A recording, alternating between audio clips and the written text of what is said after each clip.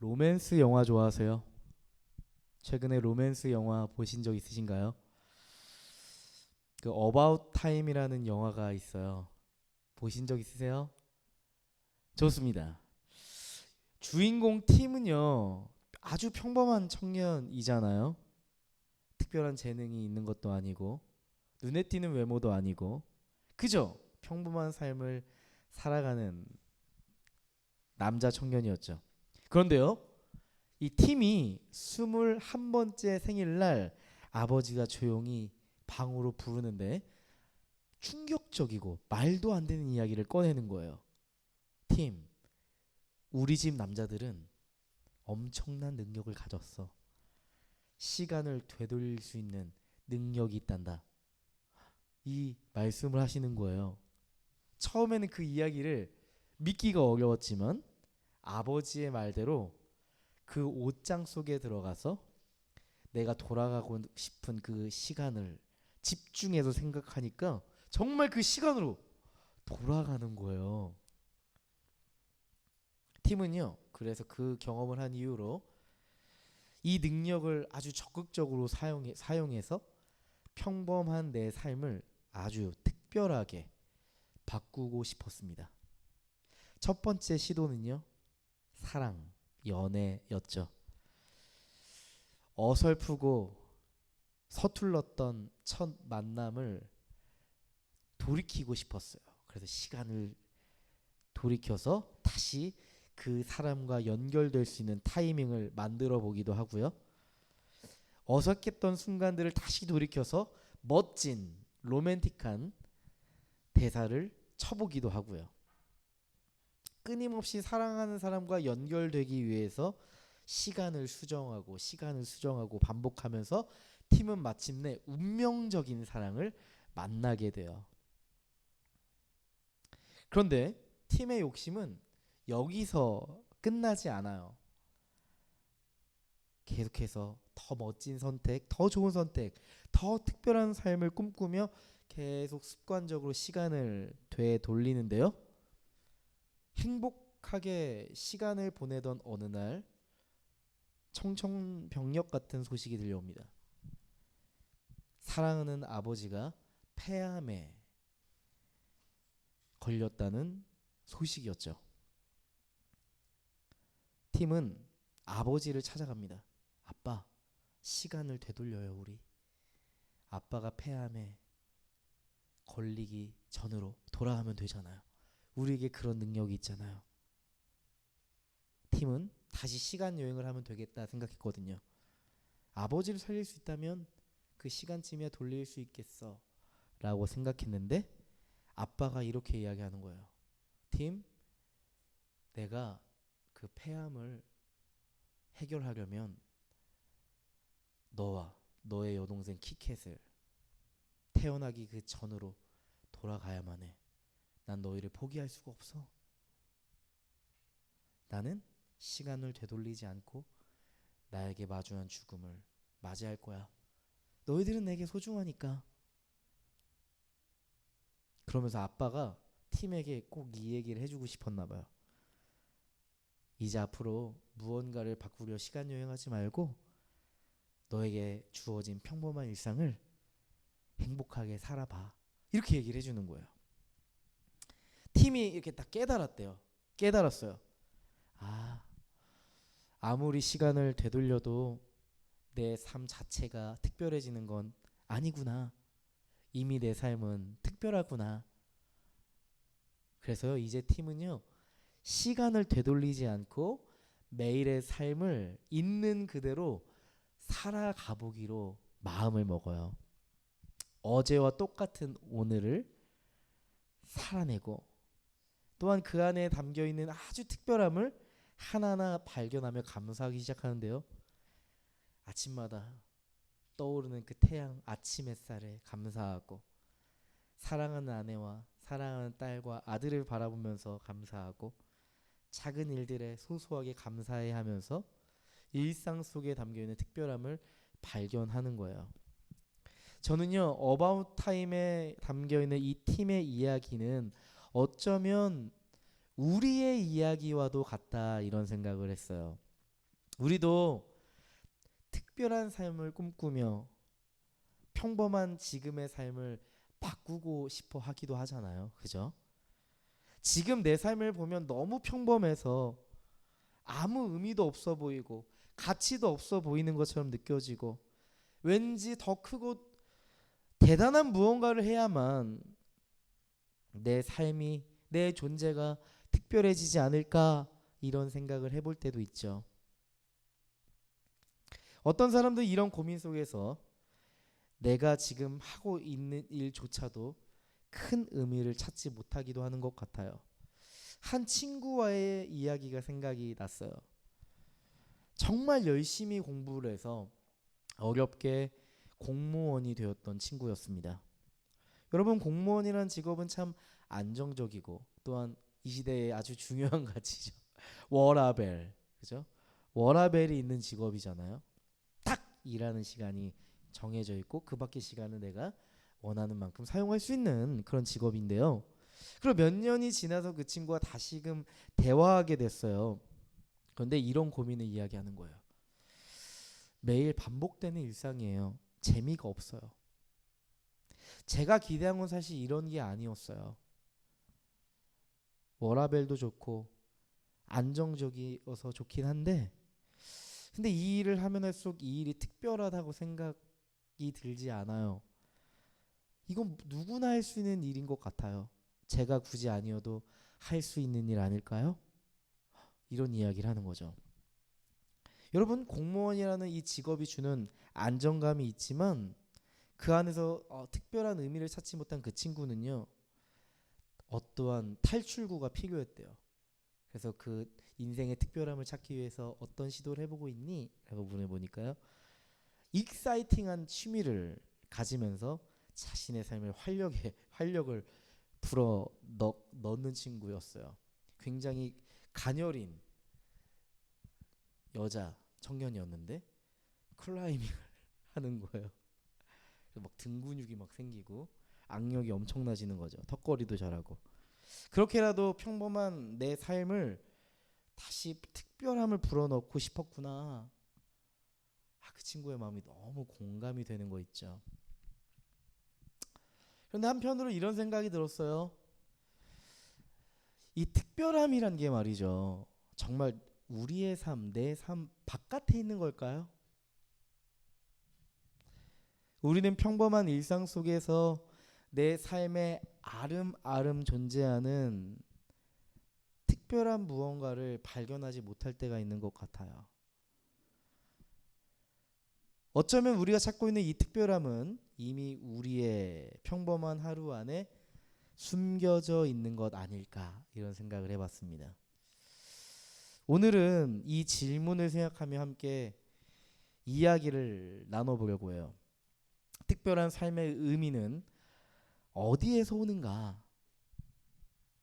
오늘은 특별한 삶의 의미를 찾는 이들에게 주시는 하나님의 메시지입니다. 오늘 본문은 지난주 말씀과 연결돼서 나오는 말씀이에요. 사도행전 2장 13절을 보시죠. 그런데 더러는 조롱하면서 그들이 새 술에 취하였다 하고 말하는 사람도 있었다. 여러분 기억하실 겁니다. 성령에 충만해진 예수 공동체에 어떤 일이 일어났죠? 맞아요. 각 나라와 지방의 언어를 고백하며 하나님의 큰 일을 말하는 거예요. 그것을 목격한 사람들이요, 그들을 향해서 이렇게 이야기했대요. 이 사람들이 술에 취했구나. 이렇게 이야기했대요. 왜 그렇겠어요? 지금 공동체에 일어난 성령 하나님의 그 역사를 도무지 이해할 수 없었기 때문이죠. 맞아요. 예수님께서 승천하신 이후에서야 성령 하나님의 존재와 그분의 역사가 이제 선명하게 드러나기 시작했으니까요. 그들은 성령에 충만해진 그 예수 공동체를 바라보면서 이해하지 못하고 조롱하고 비웃었대요. 팔짱을 끼고 의혹의 눈으로 바라본 거죠. 맞아요. 성령 하나님으로 충만해진 이 제자들의 모습을 보면 오해하기 충분했을 겁니다. 이전까지 평범했던 사람들인데 갑자기 외국어를 막 하니까 무슨 일이 일어난 거지? 도무지 이해할 수 없었겠죠. 그래서 베드로는 지금 성령 하나님으로 인해 나타나고 있는 이 공동체적 현상에 대해서 설명할 필요를 느꼈습니다. 베드로는 결심했어요. 지금 우리에게 나타난 이 일을, 이 현상을 설명해야겠다. 14, 15절입니다. 베드로가 11 사도와 함께 일어나서 목소리를 높여서 그들에게 엄숙하게 말하였다. 유대 사람들과 모든 예루살렘 주민 여러분, 이것을 아시길 바랍니다. 내 말에 귀를 기울이십시오. 지금은 아침 9시입니다. 그러니 이 사람들은 여러분이 생각하듯이 술에 취한 것이 아닙니다. 여러분, 내 말을 귀담아 들으십시오. 내 말을 귀담아 들으십시오. 이 아침에 우리가 술을 먹은 것이 아닙니다. 아주 담대하게 이야기하기 시작해요. 저는 먼저 이 베드로의 변화가 매우 놀랍게 느껴졌어요. 여러분, 우리는 이 베드로의 흑역사를 잘 알고 있잖아요. 그죠? 여러분, 베드로는 사실 이전까지 단지 평범한 어부였습니다. 평범한 어부였던 베드로가 꿈을 꾸죠. 예수님 만나서 사람을 낚는 어부가 되겠다는 포부를 가지고 살아갔죠. 근데 이 베드로라는 사람은요, 예수님이 그를 부른 후에도 굉장히 부족하고 연약한 모습을 종종 보였어요. 여러분 잘 아시잖아요. 예수님이 물 위를 걸으면서 제자들에게 오시자 베드로가 뭐라고 하죠? 예수님, 저도 예수님을 따라 물 위를 걷겠습니다. 그래 베드로라, 와라 하니까 베드로가 두려워서 물속에 쏙 빠져버렸죠. 예수님 살려주세요. 예수님 살려주세요. Help me. 이렇게 외쳤잖아요. 또 예수님 앞에서 예수님이 내가 이제 곧 십자가에 달려야 해 라고 하니까 베드로가 뭐라고 했죠? 예수님 결코 그러실 수 없습니다. 다른 이들이 예수님을 배신할지라도 저는 결코 예수님을 배반하지 않겠습니다. 그런데요, 시간이 조금 흐른 후에 예수님이 진짜 십자가에 달리시기로 그 법정 앞에 서니까 베드로가 예수님을 3번이나 저주하고 맹세하고 부인하며 떠나갔잖아요. 베드로는 십자가 앞에 없었어요. 저 멀리 도망가고 없었대요. 다시 먹고 살아야 되니까 버려뒀던 배와 그물을 찾아서 어부의 삶으로 돌아갔대요. 근데 이랬던 베드로가 과거에 어둡고 연약했고 부족했고 말이 없었고 행동은 따라가지 못했던 이 베드로가 지금 성령 하나님께 충만해지고 완전히 달라진 모습을 보여줍니다. 베드로는 이제 더 이상 주저하지 않아요. 사람들의 눈치를 보지 않아요. 성령의 능력으로 담대하게 사람들 앞에 섭니다. 베드로는 용기를 내서 공동체를 조롱하던 사람들 앞에 서서 복음의 소망을 전달하려 합니다. 여러분 보세요. 평범했던 어부 베드로가 이제는 소망의 메신저가 되었습니다. 여러분, 저는 이 베드로의 이야기가 우리에게 아주 중요한 메시지를 준다고 생각해요.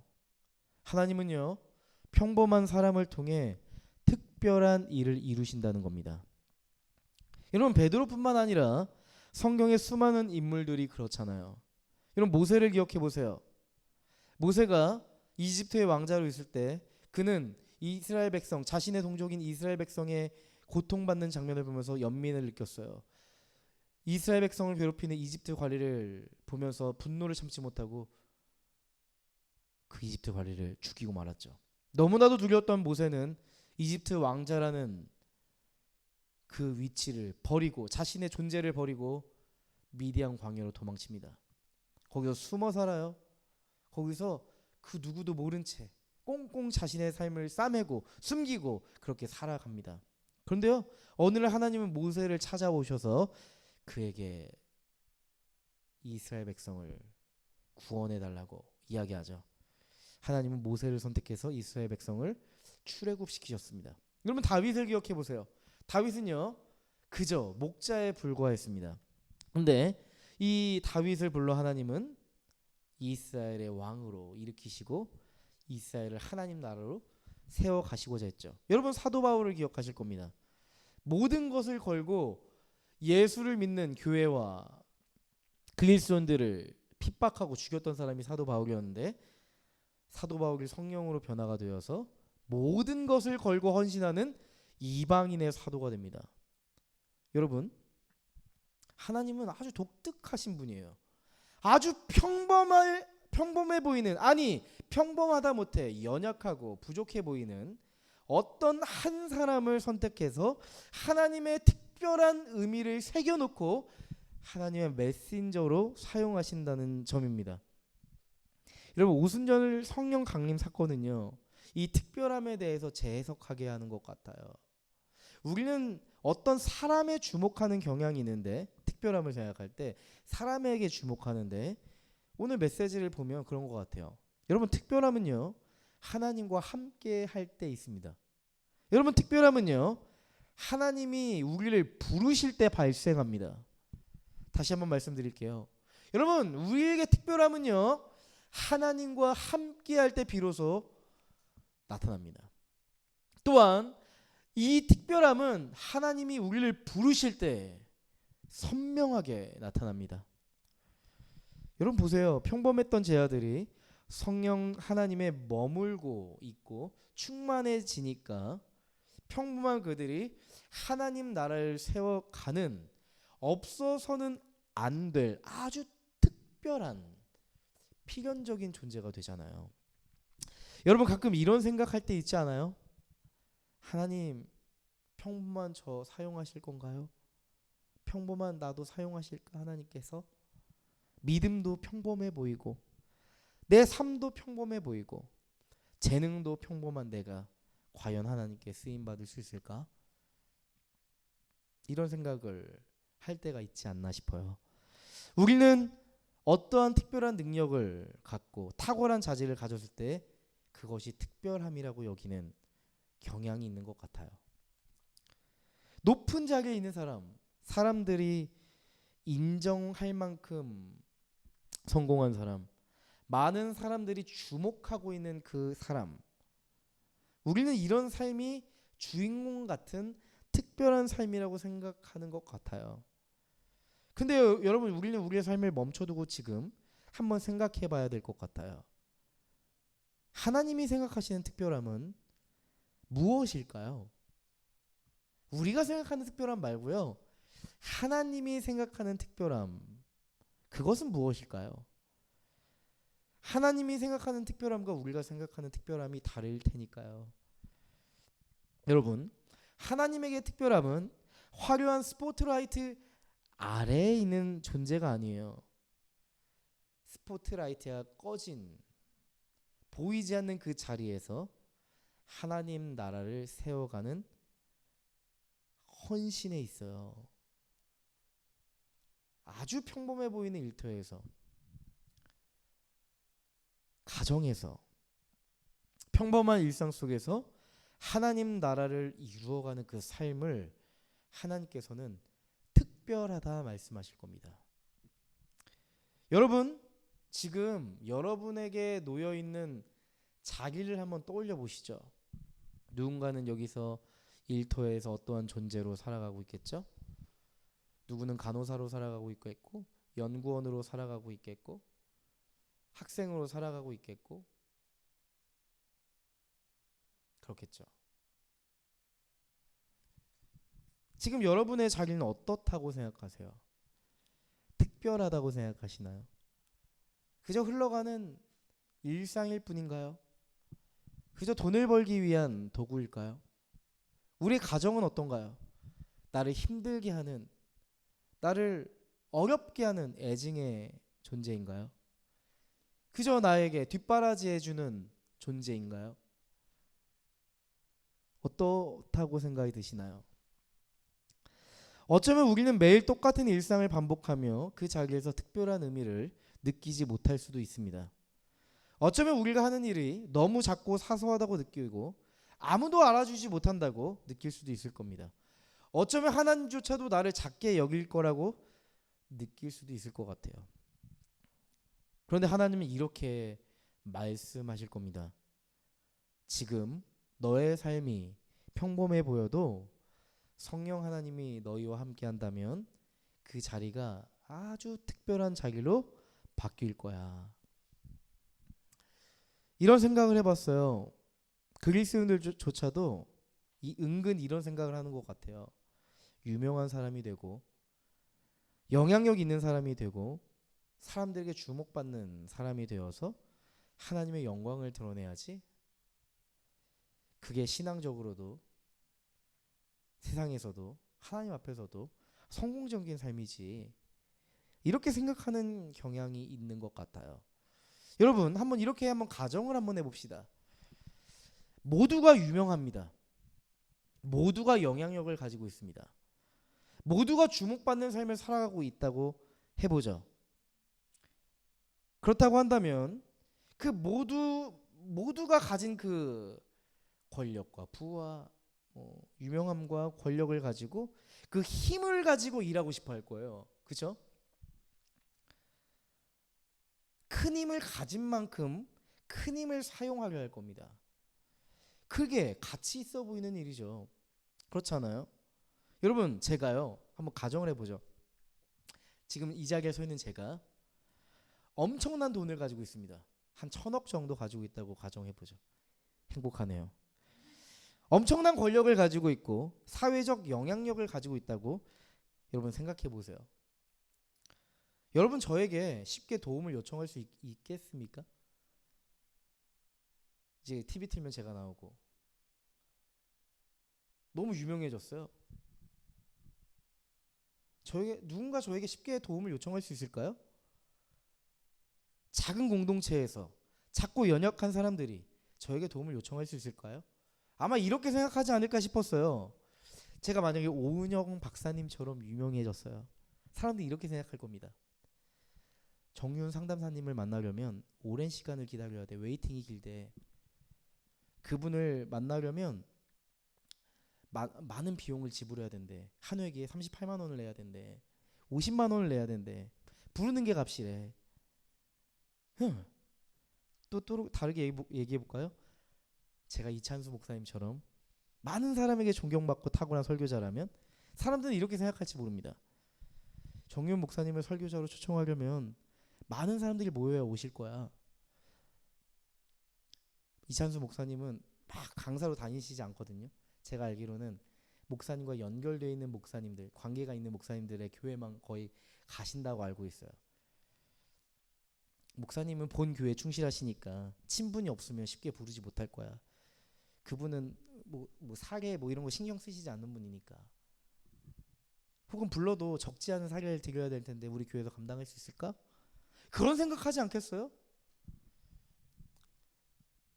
여러분 목사님들 중에 무척이나 유명하고 영향력 있고 바쁘신 분들 있거든요. 그런 분들은 다 비서가 있어요. 비서에게 연락을 해야 그분에게 연락을 닿을 수 있는 분들이 있거든요. 그분들과 가끔 소통해야 될 때가 있었어요. 부목사 때 사역을 할 때. 같은 쉽게 연락해서 스케줄 잡고 마음을 소통하기가 쉽지 않았습니다. 같은 목회자이지만 다른 세계에 있는 분인 것 같다는 생각도 들었어요. 여러분, 많은 것을 가진 그리스도인들도 필요해요. 큰 손을 가진 그리스도인들도 존재해야 됩니다. 하나님 나라를 세워가고 채워가기 위해서 기둥과 같은 큰 역할을 해야 될 사람들도 필요해요. 맞아요. 필요합니다. 근데 제가 여러분에게 드리고 싶은 질문이 바로 이거예요. 여러분, 큰 돌이 채우지 못하는 빈틈이 생길 거 아니에요? 큰 통이 있다고 생각해 봅시다. 갑자기 바켓스가 생각이 나네. 큰 통이 있다고 생각을 해봅시다. 돌을 그 통을 그 바켓을 꽉 채우고 싶어요. 그래서 우리 큰 돌만 가지고 왔어요. 근데 그걸 다 채우려면 큰 돌만 필요한 게 아닙니다. 작은 자갈도 모래 알갱이도 흙도 필요합니다. 그래야만 그 통을 꽉 채울 수 있죠. 빈틈을 채울 만큼의 작은 돌. 필요하죠. 작은 손길이 필요하단 말이에요. 여러분, 유명하고 재력이 있고 영향력 있는 그리스도인들도 필요하고 메신저도 필요합니다. 또한 아주 작은, 유명하지도 않고 재력도 가지지 않고 영향력도 크지 않지만 중요한 건 이거예요. 평범한 게 중요한 게 아니고요. 하나님의 아주 특별한 사랑을 누리고 회복의 소망을 꿈꾸는 그 작은 사람들이 있거든요. 누군가 도움을 청하지 않았음에도 불구하고 작고 연약한 이들을 끊임없이 그 필요를 보고 돌보며 다가가는 이들이 있거든요. 이런 사람들이야말로 하나님 나라의 사각지대를 메꾸는 사람들입니다. 아주 특별한 사람들이에요. 제가 설교를 준비하는데 청년 때 했던 기도가 불현듯 떠오르는 거예요. 여러분, 요즘 여러분들이 지금 청년이잖아요. 지금 했던 기도가 10년 후, 15년 후, 20년 후에 생각날 수 있어요. 갑자기 무의식 안에 있었던 그 기도가 팍 생각이 날 때가 있다니까요. 신기하게. 제 15년 전 기도가 떠올랐어요. 15년 전 그때를 떠올려 보면 진짜 순수했던 것 같아요. 하나님밖에 모르는 아주 특별한 청년이었죠. 이런 기도를 했어요. 하나님, 남들이 가지 않는 길을 가겠습니다. 이게 무슨 의미인지도 모르고, 하나님, 남들이 가지 않는 길을 가겠습니다. 어둠이 있는 곳에 가겠습니다. 거기 하나님이 저에게 비추라고 하시는 곳이라고 알고 가겠습니다. 하나님, 다른 사람들이 굳이 가지 않으려고 하는 그 길로 제가 가게 해주세요. 그 굳은 일 저에게 맡겨주세요. 제가 감당하게 할게요. 근데 이게 막 제가 지금 당당하게 얘기했는데 그때 모르겠어. 그런 고백이, 그런 기도가 나왔어요. 뭐 자신감에서 비롯된 게 아니라 모르겠어요. 그런 기도가 나왔어요. 근데 이게 생각이 나더라고요. 근데요, 이런 생각이 또 드는 거예요. 하나님 제 기도를 들으셨고 응답하셨구나 생각이 들었어요. 사람들이 가지 않으려고 하는 교회 개척의 길을 걷고 있잖아요.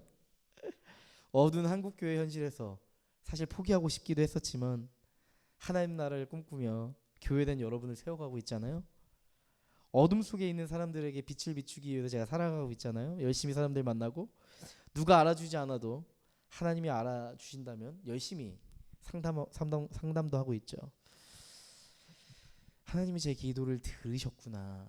하나님이 응답하시고 하나님이 그걸 기뻐하시고 작은 모래 같은 내 인생을 통해서 하나님 나라의 그 빈틈을 메워가고 계시는구나. 너무 감사한 거 있죠. 참 신기하죠. 제 아주 평범하다 못하 평범한 제 인생을 통해서 작지만 특별한 일을 하고 계시구나 생각이 들었어요. 하나님 나라를 이뤄가고 계신 거예요. 여러분들과 함께 지금 하나님 나라를 이뤄가고 있는 거예요. 너무 감사하죠. 컨퍼런스 첫 번째 날 기도를 하는데요. 기도를 하는 중에 이런 생각이 드는 거예요. 하나님의 마음이 느껴지는 한순간 있었습니다. 아주 심플했어요. 유나, 괜찮아. 하나님이 저기서 끄덕끄덕 하시는 것 같은 거예요. 아무 말 없어요. 끄덕끄덕 흐뭇하게 그냥 끄덕끄덕 하시는 것 같은 거예요. 굉장히 이렇게 아무런 걱정도 근심도 없는 그런 하나님의 그 얼굴이 느껴지는 거죠. 그냥 그저 저의 기도를 들으시고 저의 모습을 보고 우리 교회를 보고 끄덕끄덕 고개를 흔드시는 하나님이 느껴지는 거예요. 근데요, 이게요, 저게 엄청 위안이 돼요. 뭔가 하나님 앞에 절박하고 하나님 앞에 뭔가 붙잡고 싶은 간절한 기도가 나왔었는데 갑자기 긴장이 확 풀어졌어요. 하나님이 알고 계셨구나. 하나님이 알아주시는구나. 충분하다. 하나님이 아신다면, 하나님이 끄덕이신다면 그걸로 충분하지. 그러면서 뭔가 제 마음에 또한 흐뭇함이 생겼어요. 네. 뭔가 울컥하고 하나님께 감사하다 이런 마음보다는 하나님의 그 흐뭇함이 제 존재에 입혀지는 느낌이었습니다. 마음이 따뜻해졌어요. 눈물조차 나지 않을 만큼 마음이 평안해졌고 마음이 따뜻해졌어요. 제 평범한 삶이 하나님 때문에, 하나님 덕분에 특별하다고 느껴졌기 때문이에요. 여러분, 하나님의 인정이 우리를 특별하게 만들어요. 여러분, 이런 경험 있으실 겁니다. 누군가 이상하게 나를 사랑해 줄 때가 있어요. 어떤 언니가, 어떤 친구가 나의 필요를 보고 내 마음을 살피면서 나를 챙겨줄 때가 있어요. 아마 그런 경험이 있을 거예요. 근데 어느 날 그 사랑을 느끼고 나서 어떻게 느끼냐면 내가 너무 특별하다고 느껴지는 거예요. 그 사랑이 나를 특별하게 만드는 거예요. 맞아요. 하나님의 그 사랑과 인정이 여러분 우리의 존재를 아주 특별하게 만든답니다. 여러분, 베드로는요 요엘 선지자의 예언을 인용해서 이제 설교하기 시작해요. 16절 말씀 보실까요? 이 일은 하나님께서 예언자 요엘을 시켜서 말씀하신 대로 된 것입니다. 지금 우리 공동체에 일어나고 있는 이 일은 우연적 사건이 아닙니다. 하나님께서 계획하신 하나님 나라의 역사입니다. 이걸 분명하게 하고 싶었던 것 같아요. 그러니까 성령 하나님이 지금 우리와 함께 계십니다. 그래서 이 일이 우리에게 일어난 겁니다 라고 꼭 이야기하고 싶은 거죠. 17절 18절 연결해서 보시죠.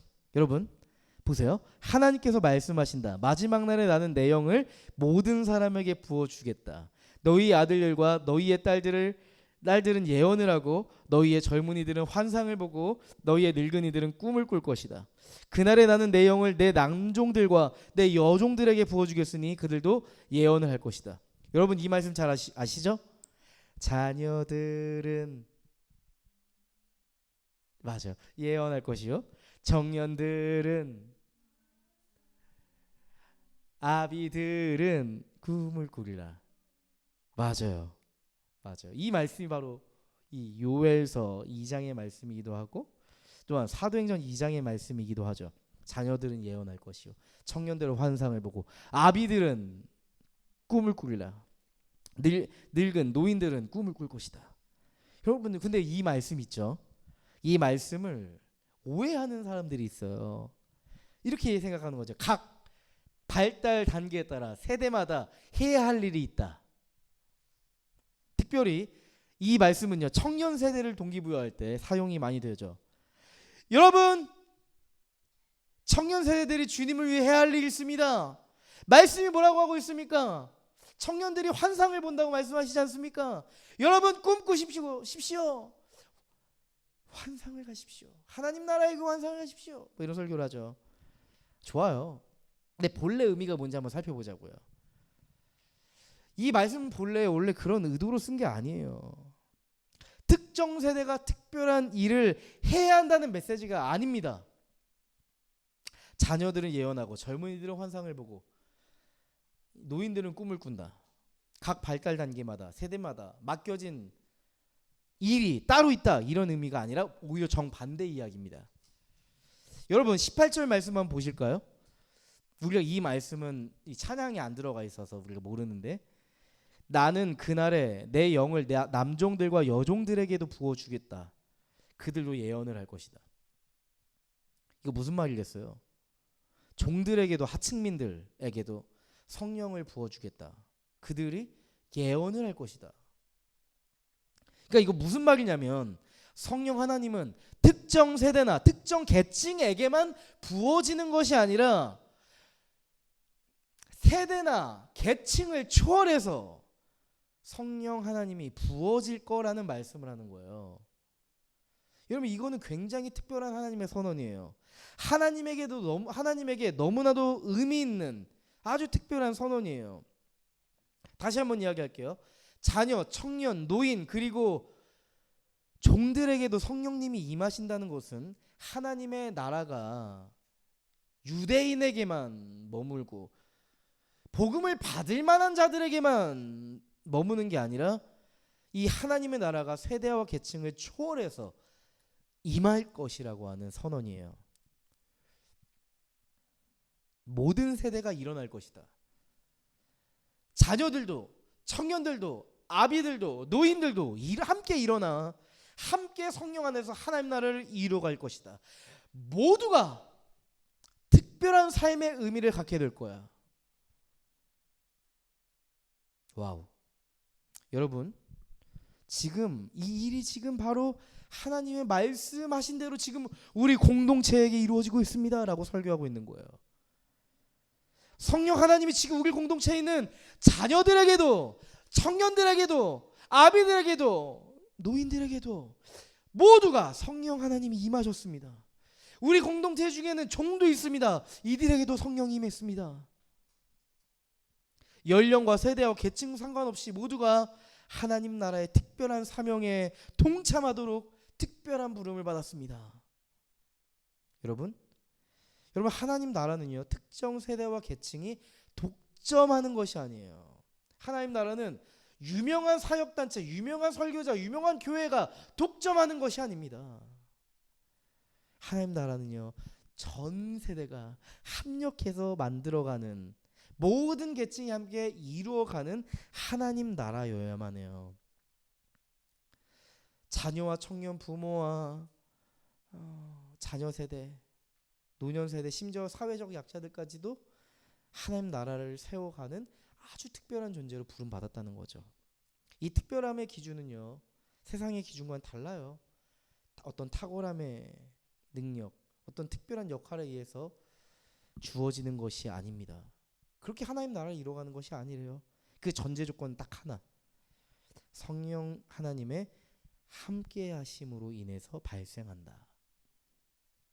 여러분, 이 특별함은요, 성령 안에 우리가 머물러 있을 때 가능하고요, 또한 특별한 소명을 갖고 우리는 하나님 앞에 하나님 나라를 위해 헌신할 수 있는 거예요. 여러분, 저는 이런 생각이 들더라고요. 오늘날 각 세대가 저마다의 생각으로, 방식으로 소외감을 경험하는 것 같다 생각을 했어요. 여러분, 20, 30대 젊은이들, 교회 안에 있는 젊은이들을 보면요, 아주 무거운 책임감에 짓눌려 있는 것 같아요. 교회 안에서도 사회 안에서도 열심히 살아야 한다. 너에게 맡겨진 일을 충실히 감당해야 된다. 성과를 내야 된다. 이런 기대와 요구 속에서 뭔가 이루지 않으면 안 될 것 같은 압박감과 중압감을 느끼는 것 같아요. 저도 그런 것 같아요. 내가 더 잘해야 되지 않을까? 뭔가 이 시기에 뭔가 이뤄내야 되지 않을까? 이런 생각이 저를 둘러쌀 때가 있어요. 한편 또 한번 생각해 보면 중년 세대, 노년 세대, 우리와는 다른 또 다른 고민과 소외감이 있는 것 같아요. 이런 거죠. 왕년에는 그 교회에서 굉장히 중추적인 역할을 하다가 이제 우리 몫은 끝났어. 이제 젊은 사람들이 해야지. 난 더 이상 하나님 나라를 위해서 해야 할 몫이 없어. 이렇게 소외감을 느끼는 거죠. 뒷방 늙은이처럼 스스로를 여기는 거죠. 그래서 하나님 나라를 이룬 일에는 자신을 제외시키기도 하는 거죠. 여러분, 요엘과 이 베드로의 메시지는 우리의 사고방식을 완전히 뒤집어 놓는 거예요. 지금 내가 몇 살이든, 지금 내가 어떠한 일을 하고 있든, 하나님은 지금 내가 있는 자리에서 하나님 나라를 세워가는 특별한 역할을 주신다. Now and here. 지금 여기에서, 내가 지금 있는 곳에서 하나님 나라를 이루어 가라 말씀하시는 겁니다. 여러분, 이 시간 지금 한번 생각해 보실래요? 나는 지금 내 삶의 자리에서 하나님 나라를 세워가기 위해 무엇부터 시작해야 할까? 여러분, 하나님 앞에 오늘 질문해 보셔야 될 것 같습니다. 나는 지금 내 삶의 자리에서 하나님 나라를 이루기 위해 무엇부터 시작해야 할까? 베드로는요, 마지막으로 이 말을 꼭 하고 싶었습니다. 여러분, 너무 잘 아시는 말씀이죠. 사도행전 2장 21절입니다. 개역개정으로 이건 읽어드릴게요. 누구든지 주의 이름을 부르는 자는 구원을 받으리라. 누구든지 주의 이름을 부르는 자는 구원을 받으리라. 여러분, 이 말씀을 뒤집어서 한번 다른 말로 해볼게요. 제가요, 누구에게나 구원이 필요하다. 누구에게나 구원이 필요하다는 말입니다. 여러분, 하나님 나라를 이루기 위한 하나님의 이 특별한 계획은요, 모든 사람에게 복음의 소망이 흘러가는 데 있었어요. 유대인을 넘어서 이방인에게 이 복음이 흘러갈 것이라는 것을 베드로가 선언하고 있는 거예요. 여러분, 우리가 특별함을 경험한다고 느낄 때는 언제예요? 대부분 내가 누군가에게 의미 있는 존재임을 확인할 때가 아닌가 싶어요.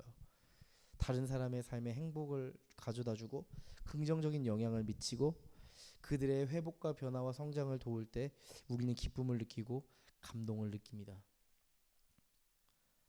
하지만 많은 사람들은 이 특별함을 외적인 성취에서 느끼려고 하는 것 같아요. 내가 더 높은 지위로 올라가야지, 내 꿈을 이루어야만 내가 특별해질 거야. 더 많은 사람들에게 주목받아야 내 삶이 의미 있어질 거야. 보세요. 그런데 베드로의 메시지는 완전히 다른 특별함을 말하고 있잖아요. 이 특별함은 눈에 보이는 성취가 아니잖아요. 이 특별함은 사람을 살리고 회복시키는 데서 선명해지는 거죠. 여러분, 내 주변에 누군가가 내가 가진 복음의 소망을 통해 회복되고 변화되고 성장하는 것을 경험할 때 우리는요, 이 복음이 가진 특별함을 우리가 선명하게 느낄 수 있어요. 우리가 지난 컨퍼런스에서 프란시스 첸 목사님의 이야기를 들었어요. 많은 사람들 앞에서 설교하고 탁월한 설교로 유명해지는 것, 그런 것이 특별하지 않다고 이야기하셨어요. 그러면서 자신의 이야기를 소개했죠. 자신의 삶에 있었던 아주 특별한 이야기를 나누었습니다. 그거는 놀랍게도 자신의 목회적 성과나 자신의 업적에 대한 이야기가 아니었습니다. 아프리카에 사는 한 에티오피아의 여자아이의 이야기였죠. 이제는 영양실조로 인해 죽음의 절망이 놓여있는, 곧 죽음에 처한 그 여자아이의 이야기를 꺼내놓으셨어요. 그 여자아이를 살리기 위해서 목사님은 집을 팔아야겠다 이렇게 생각을 했다고 하셨어요. 그리고 그 아이에게 도움을 줘서 그 아이를 회복시킬 수만 있다면 어떠한 것도 내가 해야겠다, 기도해야겠다, 그렇게 마음을 기울여서 회복시켰던 그 특별한 이야기를 나누셨거든요. 맞아요, 여러분. 이 프란시스 첸 목사님이 경험한 이 특별한 삶의 의미는 어디 있어요? 에티오피아. 그 영양실조로 죽어가는 그 한 아이, 여자아이를 살리는 데 있었던 거예요. 여러분, 맞아요. 바로 이거예요. 특별함은 지금 내가 있는 자리에서 복음의 소망을 통해서 누군가를 살리고 회복시키는 것인 거예요. 누군가를 살리고 회복시키는 일이에요. 여러분, 누구에게나 구원이 필요해요. 누구에게나 그를 살릴 수 있는 은혜가 필요해요. 우리가 가야만 해요. 저는 프란시스 첸 목사님의 나눔을 들으면서 그분의 삶은 참 선물 같다, 기프트하다, 기프트, 선물 같다 생각했어요. 그러면서 제 안에 이런 열망이 생겼습니다. 나도 누군가에게 선물 같았으면 좋겠다. 나도 누군가에게 선물 같은 제 삶을 열어보면 너무 기쁜 무언가가 담겨있는 존재가 됐으면 좋겠다, 이런 열망이 생기던데 여러분 어떠셨어요? 여러분, 우리 주변을 돌아보시면요, 상처받은 사람들이 있습니다. 절망에 놓여있는 사람도 있습니다. 회복과 변화가 필요한 사람도 있습니다. 하나님 없으면 결코 일어설 수 없는 존재들이 질비하게 있습니다. 여러분, 그들에게 다가가 복음의 소망을 전달하고 그들의 삶이 회복되는 모습을 열망하는 거, 그거야말로 하나님 나라를 이루는 아주 특별한 삶의 의미가 있는 거 아닐까요? 여러분, 복음의 특별함은 바로 여기 있어요. 사람을 살리고 그들의 인생의 소망을 부여하고 그들의 존재를 회복시키는 데 있어요. 여러분, 가장 특별하신 분이 그 특별함을 포기하고 가장 평범한 존재로 살아가기로 결정한 분이 계세요. 바로 예수님입니다. 바로 예수님이세요. 여러분, 왜 창조주이신 하나님이 피조물이 되기로 결정하셨나요? 독보적으로 특별한 존재이신 예수님은 왜 연약하고 비천한 인간의 존재로 태어나기를 선택하셨을까요? 여러분, 인간 세상에 오실 때 거대한 힘을 가진 존재로 분명히 오실 수 있었을 텐데 예수님은 왜 인간 세상에서 오히려 가장 작은 존재로 오신 걸까요? 여러분, 예수님의 그 평범함에는요, 하나님의 아주 특별한 의미가 담겨 있거든요. 온 세상을 구원할 특별한 계획이 담겨 있기 때문입니다. 예수님은 우리가 가진 가장 평범한 아픔, 모든 이가 겪을 수밖에 없는 이 보편적 절망을 짊어지기 위해 이 땅에 오신 겁니다. 전혀 특별해 보일 것 없이 평범하셨던 예수님의 이 특별함은 십자가에서 절정을 이루죠. 여러분, 십자가 형벌은 당시에 매우 잔인하고 수치스러운 죽음의 상징이었대요. 그런데 예수님은 그 십자가의 죽음을 통해서 우리의 모든 죄를, 모든 보편적 고통과 아픔과 죄의 절망을 짊어지셨습니다. 여러분, 인간이라고 하면 누구나 피해갈 수 없는 이 죽음이라는 평범성이 있잖아요.